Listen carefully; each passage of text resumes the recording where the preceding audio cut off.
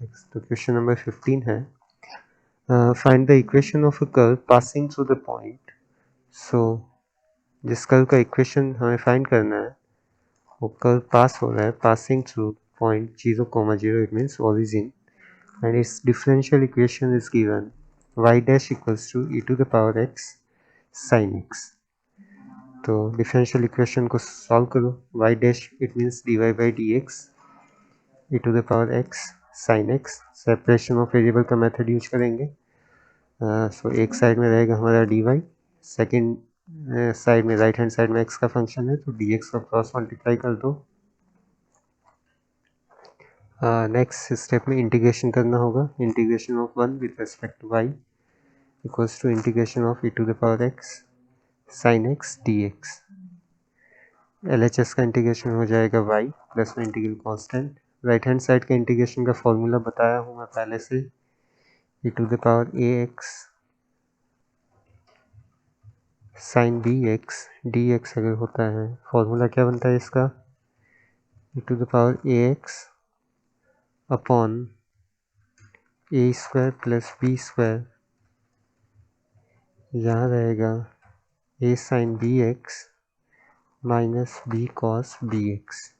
ठीक है, तो यहाँ a का वैल्यू 1, b का वैल्यू 1, तो ये बनेगा e to the power x upon a square plus b square, so 1 plus 1 a sin bx, it means 1 into sine x minus 1 into cos x, और प्लस में कुछ इंटीग्रल कांस्टेंट अगर लगाना चाहो तो ठीक है, वरना एक स्टेप ही हो रहा है तो एक इंटीग्रल कांस्टेंट यहाँ अप्लाई हो गया। So y plus C is equals to e to the power x upon 2 into sine x minus cos x. और हमें कंडीशन दे रखी है कि कर्व जो है 0,0 से पास हो रहा है, इसका मतलब x का वैल्यू 0, y का वैल्यू 0, ये पॉइंट उस कर्व के ऊपर का ही पॉइंट, जैसे कर्व अगर ये हो, अगर ये कर्व 0,0 से पास होता है तो 0,0 इस कर्व की इक्वेशन को सेटिस्फाई करेगा। इट मीन्स जब भी x का वैल्यू 0 होगा तब y का वैल्यू क्या होगा, 0। तो यहाँ पर कंडीशन पुट कर दो, put x equals to 0 and y equals to 0, इसको इक्वेशन 1 नाम दिया। y की जगह पे 0 रखा तो 0 plus C e to the power, x की जगह पे 0 e to the power 0/2 into sine 0 0 हो जाएगा, माइनस कॉस 0 का वैल्यू होता है 1, so it will be c equals to e to the power 0 1, so 1/2 0 minus 1 minus 1, so c will be equals to -2, hence equation 1 will be, so equation 1 is, equation 1 क्या बन जाएगा हमारा, y plus सी की जगह पे आ जाएगा -2 is equals to e to the power x upon 2 into sine x minus cos x. तो ये हो जाएगा हमारा फाइनल सॉल्यूशन।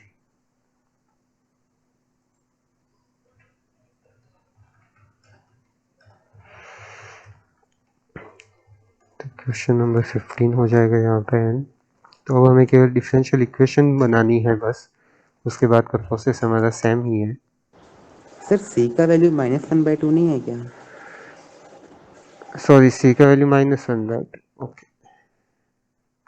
तो यहाँ पे फिर -1/2 लिखना, सी इक्वल्स टू, बाकी पार्ट तो सेम ही है, y -1/2 equals to e to the power x upon 2 into sine x minus cos x. अब यहाँ पे कर सकते हो चाहे तो 2 को एलसीएम लेके सिंप्लीफाई करने वाला पार्ट, तो वो तुम्हारे ऊपर है।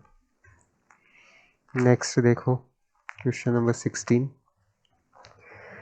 में दिया है for the differential equation x y d y by d x equals to x plus 2 into y plus 2, find the solution curve passing through the point 1, -1। तो इस बार कंडीशन क्या दे दिया, जब x का वैल्यू 0 होगा तो y का वैल्यू कितना पुट करना है हमें, -1। ठीक है, इसको सेपरेशन वेरिएबल के मेथड से सॉल्व करेंगे। लेफ्ट हैंड साइड में केवल y के फंक्शंस रख लो, तो y प्लस 2 इधर डिवीजन में आ जाएगा, और राइट हैंड साइड में x प्लस 2 तो है ही, इधर लेफ्ट हैंड साइड का x चला जाएगा तो क्रॉस मल्टीप्लाई होगा तो डिवीजन में, और dx भी क्रॉस मल्टीप्लाई हो जाएगा न्यूमरेटर में। नेक्स्ट स्टेप में integration y upon y plus 2 integration with respect to y is equals to integration of x plus 2 upon x with respect to x, y upon y plus 2। तो यहाँ substitution method तो नहीं लगेगा, पहले इसको change करना पड़ेगा। y को चेंज करेंगे y प्लस 2 माइनस 2 के अंदर, divided by y plus 2 d y. यहाँ न्यूमरेटर में दोनों टर्म्स को x से डिवाइड कर दो, x अपॉन x हो जाएगा 1 और 2 अपॉन x हो जाएगा 2 by x.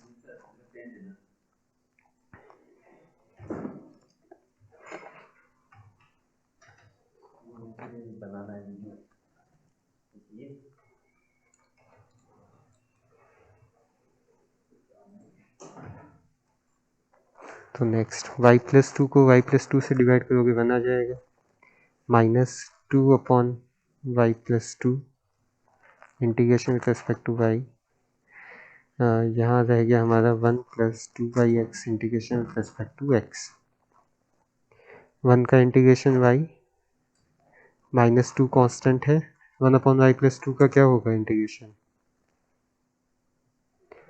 log y plus 2 log y plus 2 equals to, फिर से नीचे में है वो 1 का इंटीग्रेशन x 2 बाई एक्स, तो 1 बाई एक्स का इंटीग्रेशन लॉग एक्स, साथ में एक इंटीग्रल कांस्टेंट ऐड कर दो दोनों साइड में किधर भी। तो ये हो गया y, इस x को इधर ले आओ तो y minus x is equals to, इस लॉग वाले टर्म्स को दूसरी साइड ले जाओ, so 2 into log of y plus 2 plus 2 log x plus C. तो ये बनेगा y माइनस एक्स, इस c को भी इधर ले आओ, यहाँ 2 कॉमन आ जाएगा, so log of y plus 2 plus log of x, यहाँ log a plus log b का फॉर्मूला अप्लाई कर दो, सो लॉग a भी बन जाएगा, सो एक्स वाई प्लस 2x, और यहाँ रहेगा हमारा y माइनस एक्स माइनस सी। तो ये इक्वेशन 1 हो गई। यहाँ पे x और y की वैल्यूज पुट कर दो, 0 and -1।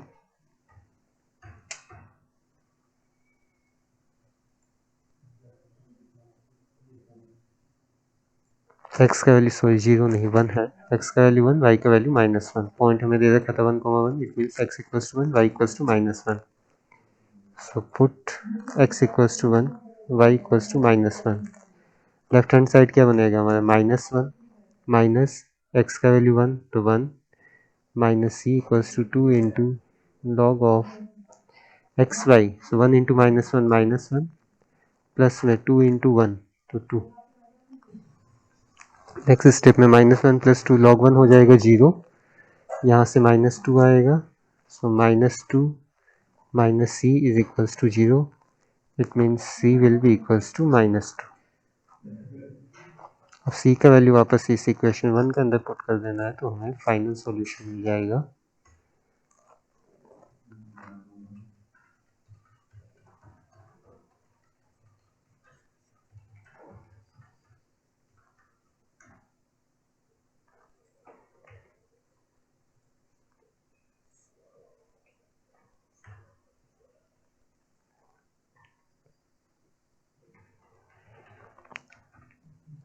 So from equation 1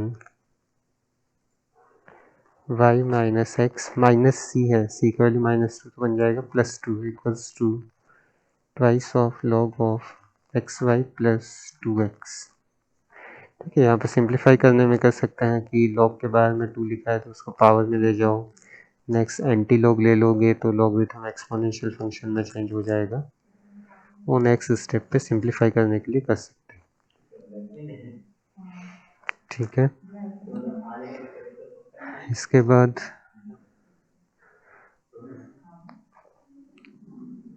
next question number 17 में हमें दे रखा है find the equation of a curve passing through the point 0, -2। Passing through 0, -2, it means when x will be equals to 0, then y will be equals to -2. Next, given that at any point x, y on the curve, the product, ये given है हमें, given at any point x, y on the curve, product of the slope of its tangent, tangent के slope को किससे denote करते हैं हम? dy by dx से। प्रोडक्ट है इसका किसके साथ में? y coordinate of the point, y coordinate है पॉइंट का y is equal to the x coordinate of the point, it means x coordinate हो गया x. So product of the slope of tangent and the y coordinate of this point is equals to x coordinate of this point. तो y into dy equals to x into dx रह जाएगा। इसको separation of variable method से solve कर सकते हैं। Last में x का वैल्यू 0 रखना है, y का वैल्यू -2 रखना है। इसको सॉल्व कर सकते हो, इजी है इसके बाद का part. Yes sir. Question number 18 देखो। 18 में है at any point of a curve at any point given at any point x comma y of curve, the slope of tangent, it means dy by dx is twice, so equal to twice of the slope of line segment. ये किसी line segment के slope का twice है, twice of the slope of line segment joining the point of contact at any point of a curve, the slope of tangent is twice the slope of line segment joining the point of contact. तो इसको हम P नाम दे देते हैं। तो इसको एक side में पहले समझा देता हूँ। मान लो ये कर्व है हमारा, ये पॉइंट P है, कोई भी जनरल पॉइंट x, y, इसके ऊपर एक टेंजेंट ड्रॉ की हुई है। उस टेंजेंट के लिए बोल रहा है at this point of curve the slope of tangent, it means इसका जो स्लोप है dy बाई dx ये किसके इक्वल है? Is equals to twice the slope of line segment joining the point of contact. Point of contact means curve और tangent का point of intersection. तो ये पॉइंट P को किससे कनेक्ट करना है? -4, -3। पॉइंट एक और A दे रखा है हमें -4, -3। तो PA जो लाइन सेगमेंट है, इसका लाइन सेगमेंट, इसका यहाँ पे स्लोप है AP, MAP, slope of line segment AP। ठीक है, वहाँ पे पॉइंट A हमें दे रखा है -4, -3, where point A is -4, -3 and P is point of contact. ठीक है, तो एक बार वापस से समझो। कर्व के ऊपर एक जनरल पॉइंट दे रखा है, इस पॉइंट के ऊपर जो टेंजेंट बनने वाली है उसका जो स्लोप होता है dy बाई dx वो किसके इक्वल है? Twice of the line segment. वो किसी लाइन सेगमेंट के स्लोप के इक्वल है। वो लाइन सेगमेंट कौन सा है? लाइन सेगमेंट किन दो पॉइंट को ज्वाइन कर रहा है? पॉइंट ऑफ कॉन्टैक्ट को इस पॉइंट ए से ज्वाइन कर रहा है। पॉइंट ऑफ कॉन्टैक्ट का मतलब जिसमें हम टेंजेंट बनाया है। ठीक है, तो पॉइंट पी को ए से ज्वाइन करने वाला जो लाइन सेगमेंट है इसके स्लोप के ट्वाइस के इक्वल है। ठीक है, so d y by d x is equals to twice of, अब स्लोप ऑफ ए पी क्या होगा? पॉइंट पी है एक्स, वाई, पॉइंट ए है -4, -3। अगर दो पॉइंट्स दे रखे हों तो स्लोप का फॉर्मूला कैसे होता था हमारा?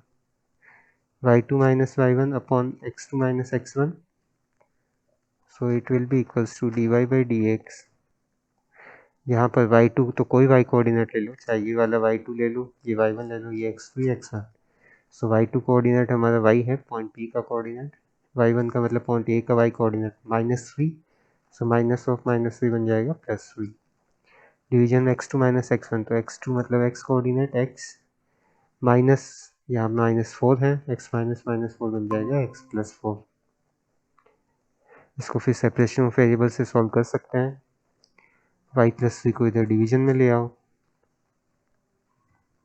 1/y + 3 dy, और यहाँ बचा रह जाएगा हमारे पास 2/x + 4 dx, क्रॉस मल्टीप्लाई हो गया, सो dx। नेक्स्ट स्टेप में दोनों का इंटीग्रेशन करना है। तो यहाँ पर एक्स वाई के अंदर एक डिफरेंशियल कर्व मिल जाएगा तुम्हें, सॉल्यूशन, जनरल सॉल्यूशन। लास्ट में दे रखा है find the equation of curve given that it passes through point -2, 1। मतलब यहाँ पे इंटीग्रेशन करने पे क्या मिलने वाला है हमें? इस स्टेप पे इंटीग्रेशन कर दोगे, लेफ्ट हैंड साइड का इंटीग्रेशन क्या होगा? Log of log y y plus plus v 3 equals to right hand side का twice of log x plus 4 plus में रहेगा सी। ठीक है, अब यहाँ पर हमें पुट करना है लास्ट क्वेश्चन में जो दे रखा है कि it passes through -2, so put x equals to -2 y equals to 1। तो यहीं पे सिंप्लीफाई करके देखो एक बार, इसको अपने से ही करना है, बस ऐसे ही समझा रहा हूँ। यहाँ 1 रखोगे तो log 1 प्लस सी log 4 बन जाएगा इक्वल्स टू, यहाँ -2 रखोगे -2 प्लस 2 log 2, और ये 2 जो है उधर पावर में जाएगा 2 की स्क्वायर, तो log 4 बनेगा वो भी, प्लस में सी। इट मीन सी का वैल्यू कितना हो गया यहाँ से 0, 0 log सी 0 हो गया, तो ये इतना ही कर्व बचा रह जाएगा।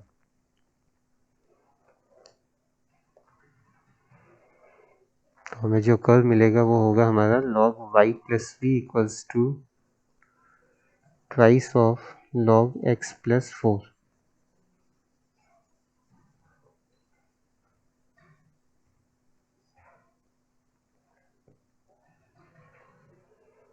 तो यहाँ पे हमारा कर्व बनेगा log y plus v is equals to twice of log x plus 4 plus में 0 हो गया, इस 2 को पावर में भेज दो, it means it will be log y plus v is equals to log of x plus 4 whole square. ठीक है, यहाँ मैंने मॉड नहीं लगाया, लगाना ही है मॉड, कभी जा सकता है। दोनों साइड एंटी लॉग ले लोगे तो y plus v equals to x plus 4 whole square हो जाएगा। ठीक है, ये कैसा कर्व है, कौन से कर्व का इक्वेशन है ये, इलिप्स, सर्कल, पैराबोला, हाइपरबोला, क्या है ये? जब एक वेरिएबल का स्क्वायर हो और दूसरे वाले की पावर 1 हो, एक वेरिएबल क्वाड्रेटिक फॉर्म में, एक लीनियर पॉलिनॉमियल में हो, तो हमेशा कौन सा इक्वेशन होता है, वो पैराबोलिक इक्वेशन। तो ये पैराबोलिक कर्व का इक्वेशन है। ठीक है, जो मैं उस दिन बताया था x square equals to 4a/, उसी फॉर्म में है अभी, बस x की जगह पे x प्लस 4 है, y की जगह पे y प्लस 3 है, और 4a का वैल्यू यहाँ पे 1 है, it means a is equals to 1/4। ठीक है, तो ये हो गया क्वेश्चन नंबर 18।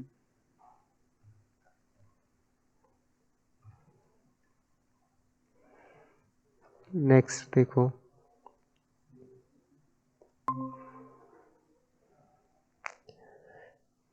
क्वेश्चन नंबर 19 है, the volume of spherical balloon being inflated changes at a constant rate. Volume जो है स्फेरिकल बलून का वो चेंज हो रहा है, लेकिन at a constant rate change हो रहा है, it means dv upon dt का जो वैल्यू है वो कांस्टेंट है, ये दे रखा है क्वेश्चन में। ठीक है, constant it means we can assume it any value equals to a। Suppose if initially its radius is 3 units, initially बोल रहा है कि इसका रेडियस कितना है, इनिशियली रेडियस r1 अगर लिख लेते हैं तो r1 is equals to 3 units, and after 3 seconds t equals to, जब 3 सेकेंड हो गया देन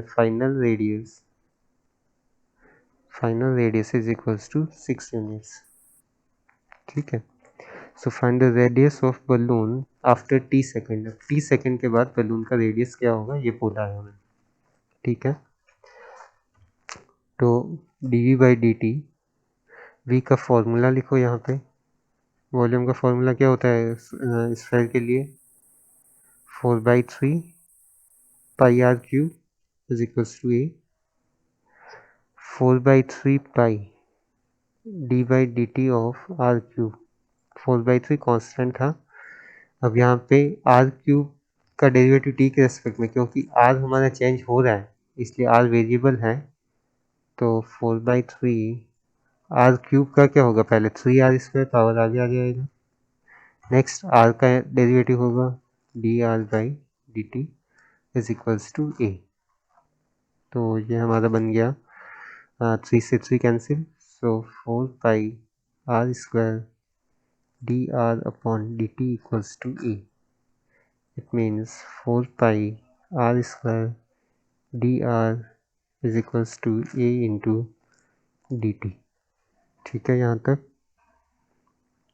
अब दोनों साइड इंटीग्रेशन करना है हमें, 4 pi r square d r is equals to integration, A constant है उसको बाहर ले लिया, integration of 1 with respect to time t. अब यहाँ पर हम लिमिट लगा सकते हैं क्योंकि हमें बोला है कि इनिशियली जब टी का वैल्यू 0 है वही होता है इनिशियल पॉइंट, जब टी इक्वल्स टू 0 है तो आर का वैल्यू कितना है 3 यूनिट। इसका मतलब जब टी का लोअर लिमिट 0 है तब आर का लोअर लिमिट है 3, जब टी का अपर लिमिट हो गया 3 सेकेंड तब आर का वैल्यू कितना हो जाएगा 6 यूनिट्स। 6। तो यहाँ से तुम्हें ए का वैल्यू मिल जाएगा, तो मेरे ख्याल से या तो फिर ठीक है वैसे भी कर सकते हैं, तो पहले लिमिट मत ही लगाओ वरना इक्वेशन नहीं निकाल पाएंगे, तो पहले लिमिट नहीं लगाते, पहले इसको सॉल्व कर लेते हैं। सो 4 पाई आर स्क्वायर का इंटीग्रेशन हो गया आर क्यूब बाई 3 प्लस में यहाँ कोई इंटीग्रल कांस्टेंट बी लिख लो, यहाँ हो जाएगा 1 का इंटीग्रेशन टी, सो ये t. So 4 pi r cube upon 3 plus b equals to a t. अब हमें यहाँ ए और बी दोनों की वैल्यू चाहिए फिलहाल तो, ठीक है। तो देखो ये दो कंडीशन है हमारे पास, 0 सेकेंड पे आर का वैल्यू 3 है, 3 सेकेंड्स पे आर का वैल्यू 6 है। तो ए और बी निकालने के लिए हमें पहले कौन सी कंडीशन लेनी चाहिए, दोनों में से कोई एक वेरिएबल तो मिल जाए। अभी जो ब्रैकेट में लास्ट फाइनल सॉल्यूशन लिखा हूँ उसमें ए और बी दोनों अननोन है और हमारे पास ये दो कंडीशन है, तो दोनों में से कौन सी कंडीशन पुट करनी चाहिए कि दोनों में से एटलीस्ट एक वेरिएबल तो मिल जाए। अगर t इक्वल्स टू 3 लिखोगे तो a भी रहेगा b भी रहेगा, तो पहले क्या यस सर। लिखोगे, t का वैल्यू 0 रखते हैं पहले। 0। तो first condition put t equals to 0 and then r is equals to 3 units. So our equation will be 4 pi, ये r क्यूब है, r क्यूब है तो 3 क्यूब हो जाएगा तुम्हारा 27 अपॉन में 2 प्लस b इक्वल्स टू, यहाँ पर a इंटू 0 हो जाएगा 0, सो b सर विल सर वहाँ पे आर क्यूब बाई 3 है, सर 27/3 नहीं होगा? 27/3 है, 3 सॉरी वो 2 हो गया गलती से, ये भी 3 है, 27/3। तो b इक्वल्स टू ये उधर जाएगा माइनस 4 पाई, 27/3 हो जाएगा तुम्हारा 9, तो माइनस 36 पाई। तो b का तो वैल्यू आ गया, अब b का वैल्यू आ गया तो हमारा इक्वेशन 1 क्या बन जाएगा, so equation 1 will be 4 pi r cube upon 3 minus 36 pi is equals to 80, ठीक है। अब हमें ए का वैल्यू निकालना है, अभी वेरिएबल ए कांस्टेंट है अभी हमारे पास अननोन। अब कौन सा कंडीशन पुट कर देंगे, सेकेंड वाला। टी इक्वल टू 3 सेकंड हाँ वाला। जब टी का वैल्यू 3 है तो रेडियस का वैल्यू है हमारा 6 यूनिट, वो पुट कर देंगे तो हमें आर ओ टी के अंदर इक्वेशन मिल जाएगा।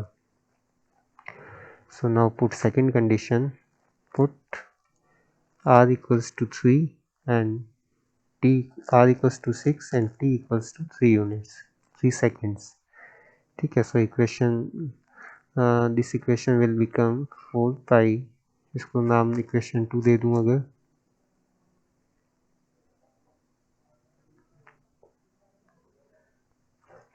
Four pi 6 cube upon 3 minus 36 pi is equals to a into 3। तो 4 पाई 6 क्यूब हो जाएगा तुम्हारा 216 अपॉन में 3 है minus 36 pi is equals to 3a। तो ये 3 से डिवाइड करो तो 72 minus 36 pi is equals to 3a। Right hand side से a को लेफ्ट हैंड साइड में ले आओ तो पूरे को डिवाइड कर देगा 3 से,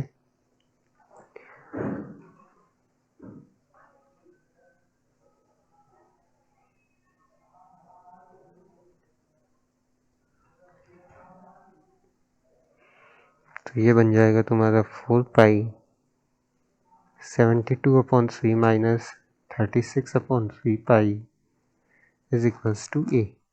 सो 72 अपॉन 3 हो गया 24 into 4 pi into 24 minus 36 upon 3 12 pi is equals to a 34 into 4 हो जाएगा 4 4 जा 16 4 2 जा 8 and 1 96 pi minus 12 pi is equals to a and hence a will be equals to 84 pi.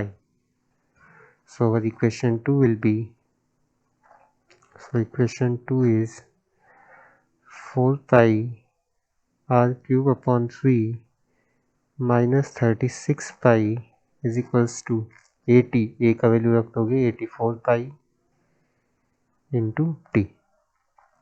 इसको सिंप्लीफाई कर सकते हैं, 4 से पूरी इक्वेशन को डिवाइड कर दो तो ये बन जाएगा तुम्हारा pi r cube upon 3 minus 9 pi equals to में 21 पाई टी। ठीक है, यहाँ पे 3 को एलसीएम ले सकते हो, बस सिंप्लीफाई में अब यही हो सकता है, इसके बाद सिंप्लीफाई करने के लिए बस एलसीएम ले सकते हो और कोई चेंज नहीं होगा। तो लास्ट में क्वेश्चन में कहा था कि सर पाई भी कॉमन ले सकते हैं ना? हाँ पाई भी कॉमन ले सकते, पाई भी कॉमन ले लोगे फिर पाई कैंसिल हो जाएगा तो वो सिंप्लीफाई हो जाएगा। ठीक है, वो भी ठीक है, एक स्टेप वो सिंप्लीफाई, तो ये बन जाएगा r cube upon 3 equals to 9 pi को उधर ले गए तो 9 रह गया प्लस में रह गया 21 t. So r cube upon 3 equals to 9 plus 21 t. ठीक है, इसके बाद केवल 3 क्रॉस मल्टीप्लाई हो सकता है। तो क्वेश्चन में यही पूछा था find the radius of balloon after t second, तो टी सेकेंड के बाद बलून का रेडियस क्या होगा, तो फिर आर की टर्म्स में हमें निकालना पड़ेगा। तो 3 को क्रॉस मल्टीप्लाई करो 27 प्लस 63 टी, यहाँ से आर का वैल्यू निकालोगे तो इस पूरे की पावर बन जाएगी 1/3, 27 प्लस 63 टी होल पावर 1/3। अगर नहीं कहता कोई कि रेडियस का वैल्यू निकालो तब तो इतना भी करते या यहाँ तक करते तो सही हो जाता हो। बोला है कि रेडियस का वैल्यू निकालो in terms of time T, तो हमें यहाँ तक करना पड़ेगा वो। ठीक है, नेक्स्ट क्लास है तुम लोगों का अभी 10:40 से। सर कोई लिंक नहीं आया अभी। ठीक है, लिंक आए तो बता देना। Yes sir.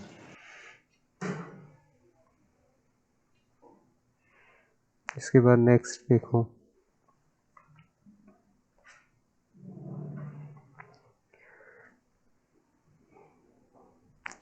ट्वेंटी थ्री बता दूं पहले, इजी दिख रहा है, कोई लिंक आ जाए उससे पहले।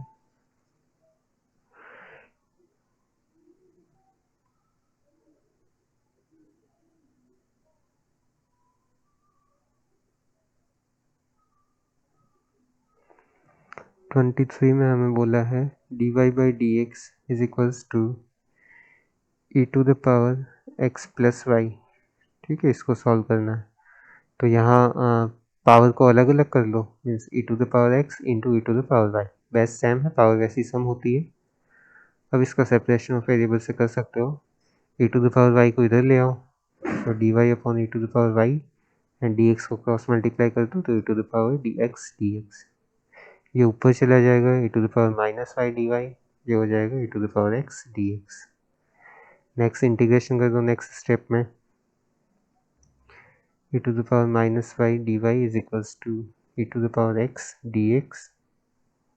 तो अब तो सिंपल है, इसका क्या बनेगा e to the power minus y, minus constant बाहर रहेगा, प्लस c लिख लो यहीं पे, यहाँ e to the power x होगा।